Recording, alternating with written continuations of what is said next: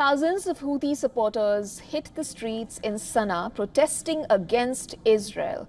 With placards chanting slogans, the Iran-backed group showed their solidarity with Palestinians in the Gaza Strip that continues to be under attack. The weekly anti-Israel protests by Houthis take on an added significance this time, as it comes a day after the group claimed a drone attack on Tel Aviv that left one person dead and over 10 injured. The Houthis have launched drones and missiles towards Israel throughout the country's war with Hamas. But until yesterday, all were intercepted by Israel or its Western allies stationed in the region. The Iran-backed group says that the attack marked a new phase in its operations against Israel. The attack drew condemnation from the United Nations, with its chief, Antonio Guterres, expressing concern about the risks such dangerous acts pose for further escalation in the region. He urges all to exercise maximum restraint and to de-escalate to avoid further inflaming the situation in the region. The United Nations remains committed to supporting efforts for peace and stability in the region. Meanwhile, the United States continues to work with Qatar and Egypt to try to arrange a ceasefire in the Gaza conflict in order to free hostages held since October 7th.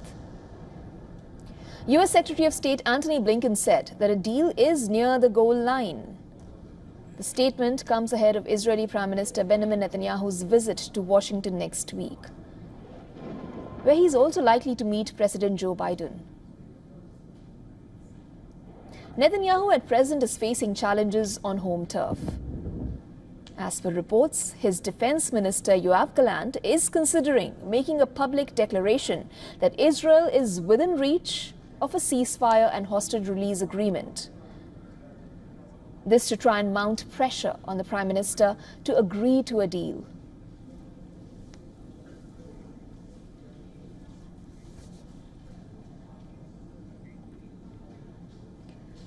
U.S. reporter Evan Gershkovich has been found guilty of espionage and sentenced to 16 years in prison by Russian court.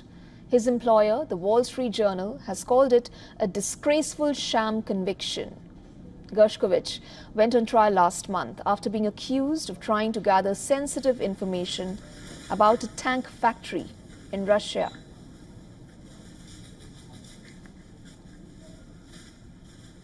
His arrest in 2023, the first of any U.S. journalist since the Cold War, prompted many U.S. and other Western correspondents to leave Moscow.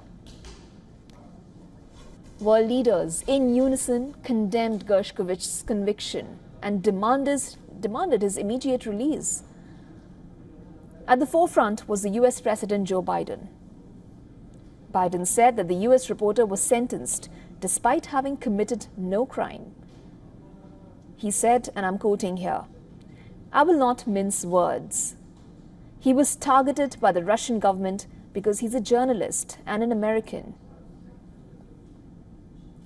UK Prime Minister Keir Starmer called Gershkovich's sentencing despicable. Starmer said that the move underscored Russia's contempt for media freedom. He added, and I'm quoting him here, "Journalism should not be a crime." Roberta Metsola, President of the European Parliament, called the 16-year prison sentence the antithesis of justice, labeling it a politically motivated and sham trial. She said, and I'm quoting her here, "Journalism is not a crime. Evan must be released immediately." The judge said that the 16 months Gershkovich has already served since his arrest in March of 2023 would count towards the 16-year prison sentence. However, when Russia was asked about the possibility of such an exchange, Kremlin spokesperson declined to comment. Meanwhile, the United Nations also expressed its serious concern with Gershkovich's sentencing, underlining that it was against his right to freedom of expression as a journalist.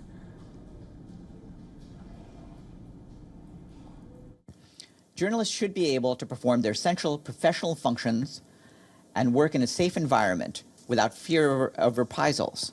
in line with Russia's international human rights obligations. And the UN Working Group on Arbitrary Detentions had already declared his detention to be arbitrary. And of course, we call for the release of all journalists in Russia who are detained solely for doing their jobs. For all the latest news, download the WION app and subscribe to our YouTube channel.